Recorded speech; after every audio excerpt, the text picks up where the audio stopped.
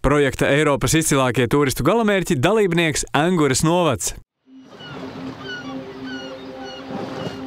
Rīgas jūras līča rietumu piekrastē, gandrīz pusceļā starp Rīgu un Kolku, atrodas Angure.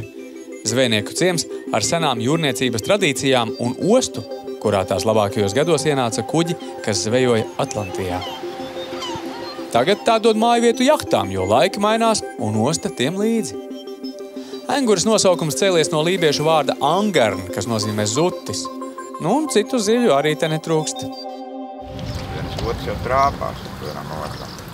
Ālanta, šitie ālanti ir iekšā, ruduļi, raudas ir iekšā, asari, līņi ir iekšā visi.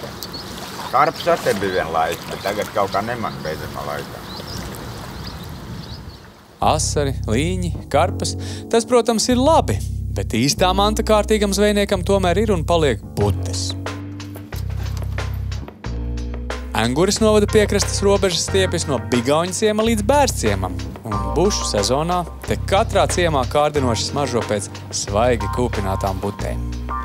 Katrā ciemā te ir savi kūpināšanas meistari, un darbu viņiem netrūkst, jo viņi prot butes nokūpināt tā, ka tās garšo visiem. Jūrmalniekiem, rīdziniekiem un pat tiem, kuri uz zivīm parasti skatās ar aizdomām.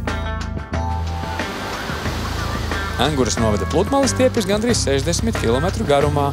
Tā ir pieredzējusi arī dišciltīgus viesus, piemēram, Krievijas carieni Katrīnu II, kurai Plieņciemā bija īpaši iekārtota peldvieta.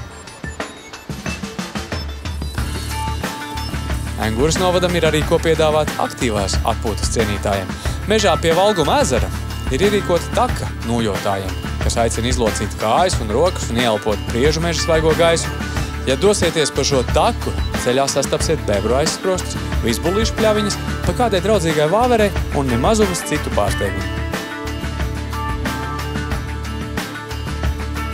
Bet, ja jūsu stihija ir velosipēds, dodieties mežā pa kādu no 3 velomaršrutiem. Viens no tiem ved gar Slocenes upi un ir interesants kā braukšanai, tā arī dabas izzināšanai.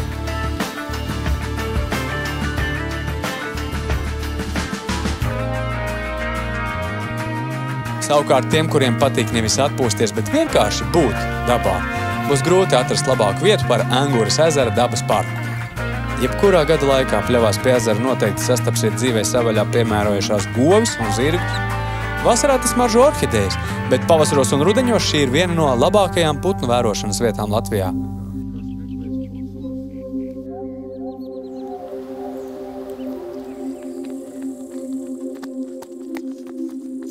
Uz tikšanos Angurē!